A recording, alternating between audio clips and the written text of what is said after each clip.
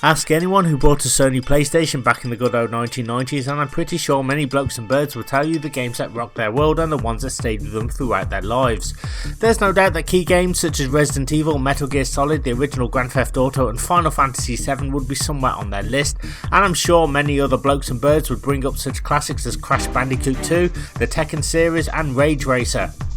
I mean, let's face it, the system had a lot of gaming gems that are still being talked about and revered to this day. Of course, one couldn't mention the good old PlayStation 1 without naming Tomb Raider, core designed 3D puzzle platformer starring Lara Croft. The game had Miss Croft work her way through various tombs, climbing, shooting, pulling switches and taking down legions of baddies in a full 3D environment as she searched for pieces of the Atlantean Scion. The very same one that Miss Jacqueline Natla was after. You know, creator of all things bright and beautiful. Seal it, Larson. The game was revolutionary, sold bucket loads, and after the success of the first game, this would ensure that Lara Croft would never have to sign on to Universal credit again. She became not only a gaming icon but also a media darling with adverts, comic books, sequels, movies and merchandise, and the game catapulted the plumbing archaeologist to the stratospheric levels of Mario and Sonic-like popularity. It was hard for a young bloke like me not to get swept up in the hype. After all, Tomb Raider came around at the same time as the Spice Girls, which brought about the girl power phase. Now, to be completely honest with you, I wasn't all that wowed at first when I played Tomb Raider, and whilst now I think it's a phenomenal masterpiece, it didn't blow me away at first. I think one reason being that I'd spent so much time playing 2D platformers on the SNES, Game Boy and Master System that it took a while for my tiny mind to acclimatise itself to this bold new 3D world of platforming. After repeated runs though, I began to understand why Tomb Raider was so brilliant, and this new platform style started to click with me more and more, and I also really started to appreciate the character of Lara Croft, being a posh, strong, no-nonsense bird who spoke so politely, but when situations would call for it, she would let her pistols do all the talking for her. So it was inevitable that there would be a sequel, and in November 1997 that's exactly what we got. Core Design released Tomb Raider 2, a game that's much bigger and bolder than its predecessor with improved graphics, larger levels, more types of enemies, new weapons and a much greater focus on action which mixes in quite well with the Tomb Raider formula. I was very excited to get my hands on it as I'd seen the Tibetan foothills level demoed on Channel 4's Games Master, where two blokes were racing each other to get to the finish. I'd also in preparation bought several gaming magazines, one even had a free walkthrough with it, and so after poring over screenshots and reading up on some of the levels, I was a little bit more prepared than most to play the game. Finally, Christmas came around, and to my delight, jolly old Saint Nick had brought me the game and I quickly went over to the PlayStation to try it out. Now, my first impressions when I was younger was that it felt and looked so different than the first game. I played through the game for the most part and found it to be masterful, with some levels now taking place outdoors, as well as including dark internal claustrophobic tombs and areas.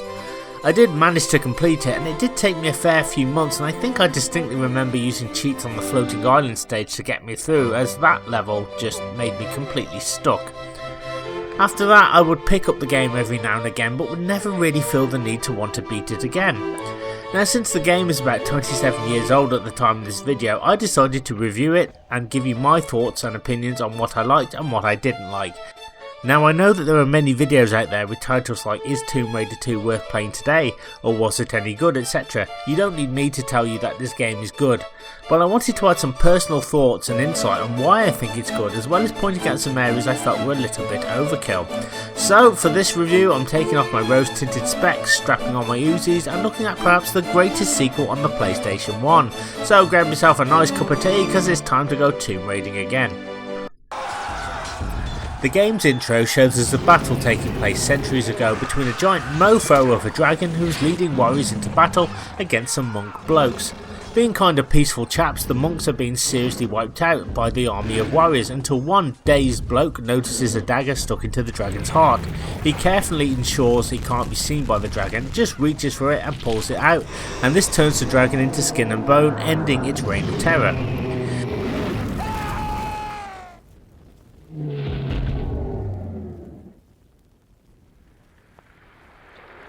Now it turns out that this dagger has the power to turn anyone into a fire-breathing dragon if it is placed in their heart, and it holds significant tremendous power. Returning the dagger to its resting place, the monk places the dagger back into the dragon head, which holds the dagger back in the Great Wall of China.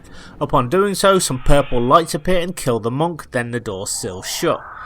I guess sometimes doing a good deed can seriously backfire, especially when you're dealing with the supernatural. Fast forward to 1997 and Lara Croft wants the dagger for herself, so she decides to visit the Great Wall of China to try and get it. The problem is that there is a new antagonist called Bartoli and his goons, and they want to get their hands on the dagger as well, and they will try and thwart Lara every step of the way. So compared to the last game, Lara will be dealing with more human enemies, but in contrast to this, there will be the opportunity to pick up weapons and medkits, which the game is very generous with, and there's also 3 coloured dragon statues hidden in each level. Now if Lara can find all 3, then she gains extra weapons and or ammo. And this is a great incentive to explore every nook and cranny of the game. Also gone are the save crystals from the first game, and now Lara can save anywhere at any time. This was a very welcome inclusion, and having this option allows players to be able to get some respite if they are dealing with a tricky, lengthy stage. Although I can't help wondering what the game would have looked like had the save crystals been implemented. Don't get me wrong, as I said, I love being able to save whenever the heck I like, but I also got so used to Tomb Raider 1's save crystals, as core design would strategically sprinkle them around the levels to act as kind of a marker to let you know where you've been and where you need to go. Perhaps one of the reasons why they were scrapped was to give the player a little more challenge and disorientation, which this game does in spades. Finally, I have to mention that thanks to watching a lot of speedruns of this game, I realised that most of this game can be cheesed and certain puzzles ignored completely if you're getting a bit tired, so I'll be throwing in some strong cheddar-like moments which will hopefully help you guys out too if you are struggling with this game. So, Lara starts off at the Great Wall of China. Now this is the very first level, and what a perfect way to start. The beginning of this stage takes place in daylight and features the usual jumping, climbing and key collecting, as well as some new enemy types such as tigers, birds, spiders. Yes, you heard me, spiders. Oh my god, I think the most annoying enemies out of the ones I mentioned are definitely the birds, as they wait for a heroine at the top of the wall for some Lara chops and a blood sorbet.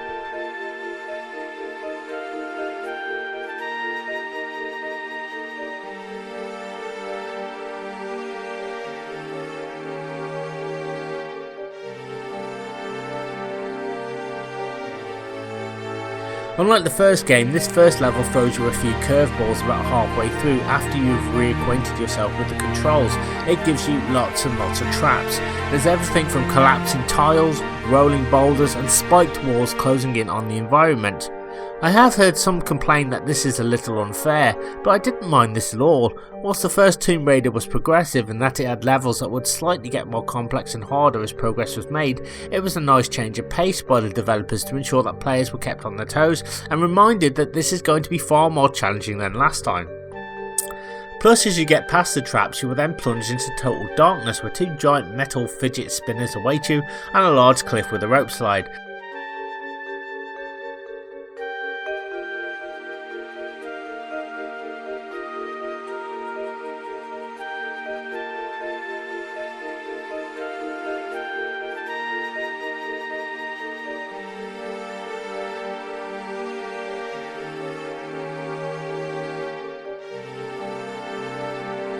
Now, this is probably not new for you guys, but before you finish the level, you can climb down here and you can find 2 hidden T-Rexes. Now, this was a really cool throwback to the first game's Lost Valley, and I'm sure it would have thrown a lot of unprepared players off back in the day.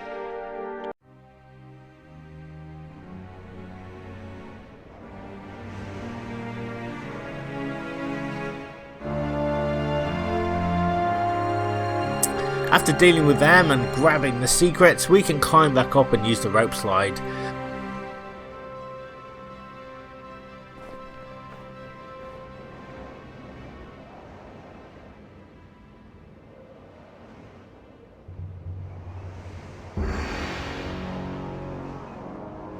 Poor Lara encounters more tigers here, and there's that big red sealed door we saw in the intro.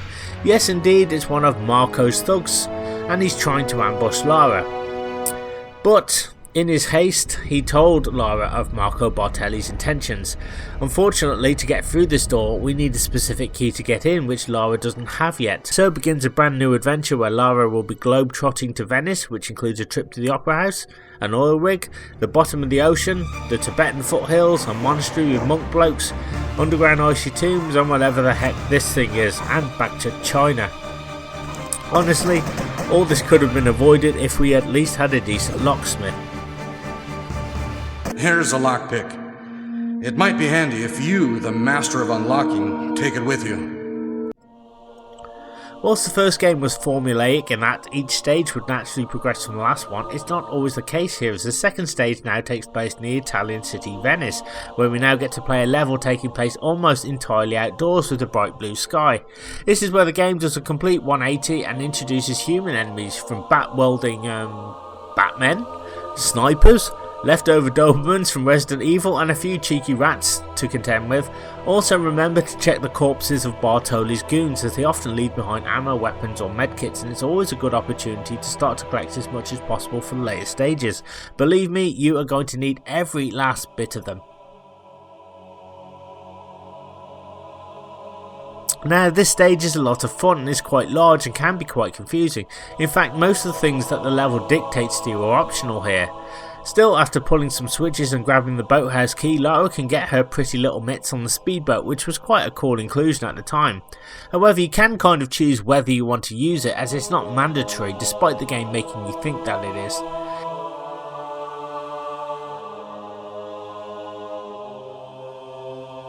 In the closing segments of the stage, there is a switch and a ramp, and the game has Lara push it to open the timed doors to the next level, where you're supposed to race through and get there before they closed.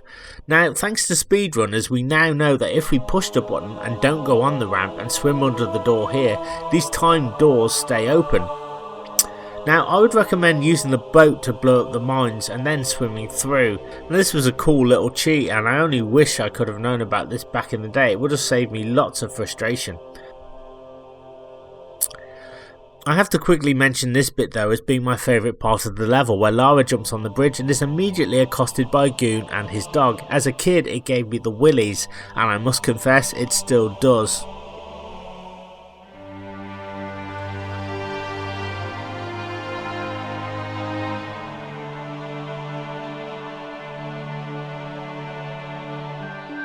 Level 3 takes us to Bartoli's hideout, where we must immediately plug more goons as we try and fight from the ground floor. Christ, Marco really doesn't want Lara to live. So it's more switch pulling, climbing and jumping across awnings to, I guess, the main part of the house, where more Dobermans and pissed off Italian blokes wait to attack poor Miss Croft. There's a bunch of nasty blades which must be carefully navigated, and a timed fire trap similar to the one in the first game. Thank God for being able to save anywhere, as this part took me quite a few tries.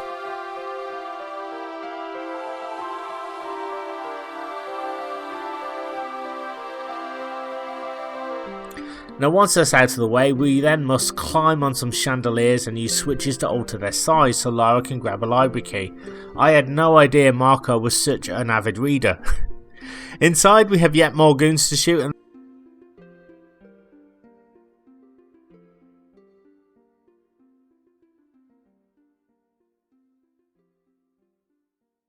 this is another occasion where you can cheese the game. Ordinarily, Lara is supposed to pick up a detonator key and blow up this building, which is the way to the next level. However, believe it or not, this is actually optional. So just ignore the switch, climb up onto the wall, shoot the glass, grab the dragon statue if you need to, and then head out here to the left hand side of the wall, jump up, and hey presto, just slide down to the bottom to finish the level. Easy peasy Japanesey. Now, the Opera House is a very long, foreboding and atmospheric stage that still to this day confuses the heck out of me. Starting outside, Lara must do some switch pulling, crazy jumping and goon annihilation to get her hands on a key to the roof.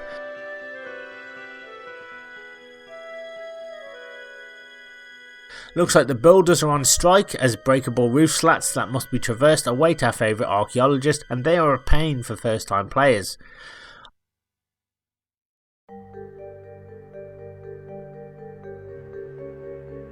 On the other side of the roof are lots more goons who just seem to turn up randomly, and more dogs. There's also a huge swinging crate which requires a pretty fiddly jump to get past and to push a switch to open a trapdoor, which naturally produces more thugs. Oh my god, just how many guys does Marco have on his payroll anyhow?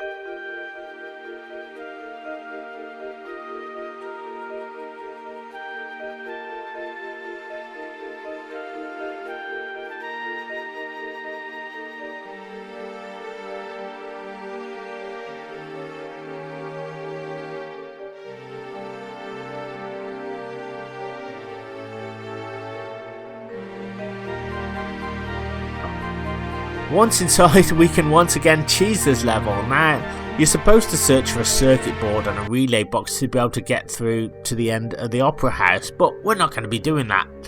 Once you're inside this main auditorium, kill some goons and make your way over to this section here.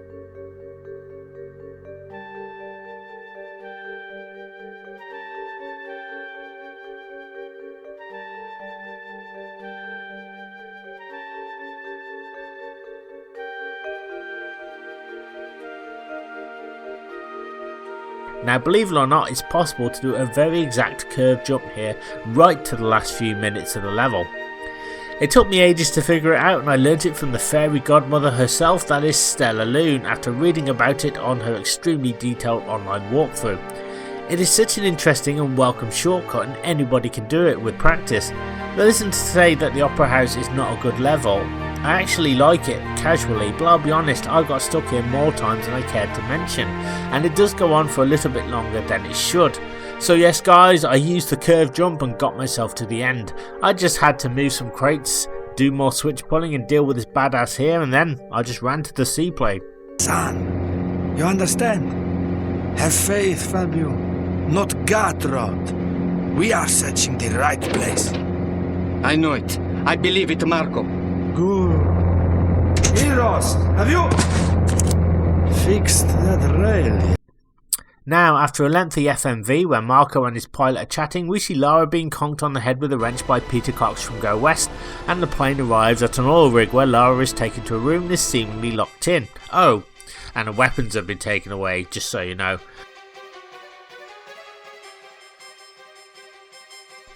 Thankfully, it's not really a big deal, because after getting out of the room by moving a few crates and pushing a cheeky switch, Lara must avoid enemies, but get them to shoot this window here, where she can get back on top of the plane, drop in from the top and get her trademark pistols back.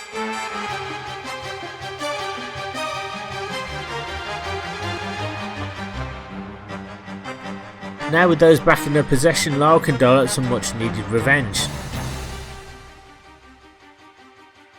As you can tell, the oil rig is very industrial and relies a lot on Lara collecting coloured keycards to be able to access the whole rig.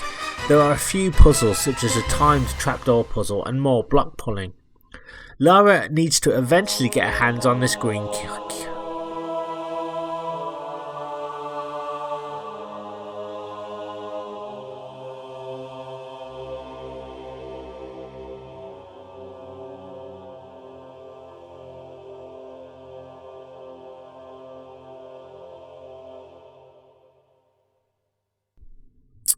Lara needs to eventually get her hands on the green keycard located here. This is then used to fill up a pool that Lara needs to get through to finish the level. I have to say I really liked this level. It didn't give me too many problems. It was a nice change of scenery and pace once again.